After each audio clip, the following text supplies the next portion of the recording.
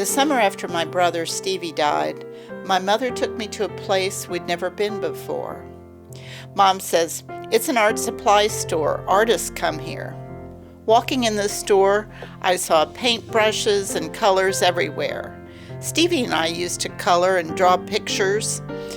I had a big Crayola box, but I'd never seen so many colors in one place. I watched Mom walk up to the counter. She wore a long pleated print skirt and a white shirt with tucks down the front and shoes with low heels. Her hair curled around her ears. "I'm trying to find an artist," she said. "I want to commission a portrait." After, we drove to our usual lunch place, the S&W cafeteria. I got a tray and slid it along the track. I got the macaroni and cheese and the red Jell-O. The Jell-O was cut into squares that jiggled when I picked it up. I carefully carried the heavy tray to our table.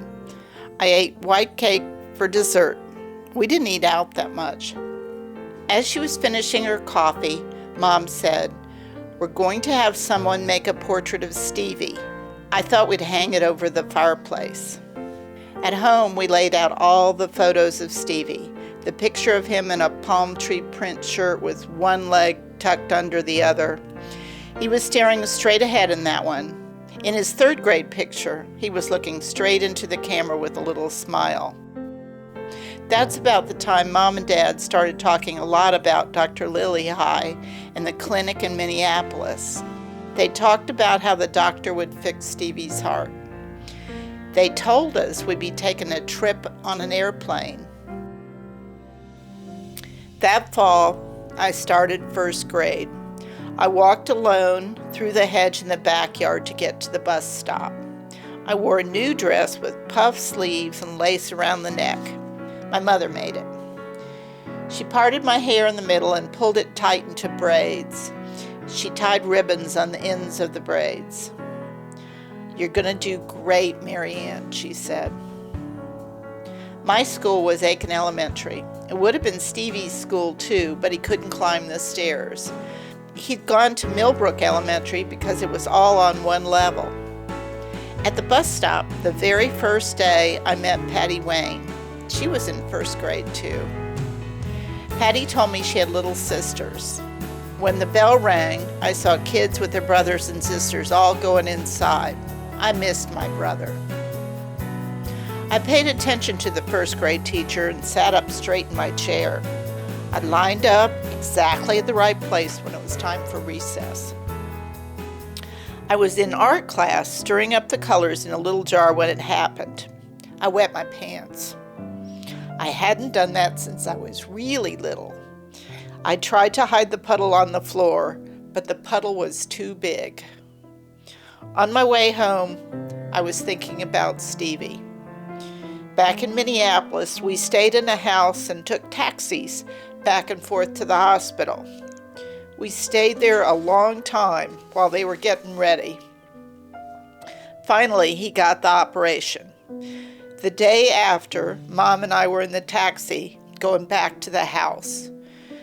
That was the first time I ever saw my mother cry. The doctor told us the operation was a success, she said, but it was too much for his heart. Stevie died, Mary Ann. I never saw her cry again.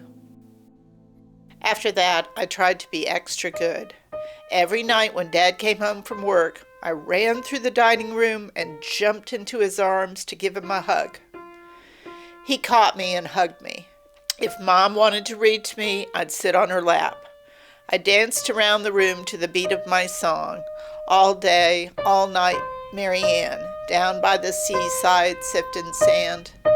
I had to look happy. I was happy. Every night now, I set the table for 3 places. Stevie and I had always asked for seconds of my mom's lasagna, but something happened to her that year. Everything she made tasted bitter. When I left food on my plate, my dad set his fork down and rapped me hard on the forehead with his knuckles. At bedtime, I knew to kneel down next to my bed to say my prayers. It never bothered me before when it was Stevie and me, but now the words were scary. If I should die before I wake. Around Halloween, my mom and I drove back to the art store in Augusta to pick up the painting. She unwrapped it right there in the store. There was Stevie in his light blue polo shirt. I didn't tell my mom I liked him better in the striped shirt. I wish they'd put him in that, but he was there. His blue-gray eyes, his dark hair, that talent. After, we went to the S&W cafeteria. As I was eating my Jell-O, my mom looked at me hard. "What do you think of the painting of Stevie?" she said. I wasn't used to her wanting to know what I thought about things like that. It felt good. "The artist forgot to put in his mole," I told her. That day, back in the spring, when our family flew to Minneapolis, was the very first time Stevie or I ever flew on a plane. We'd been talking about the trip for weeks. Now we took out our crayons and pencils when we were waiting to board the plane. He drew a picture with 4 planes in the air and 1 on the ground. The plane that was closest had little people in the window. Just 3 of us flew home.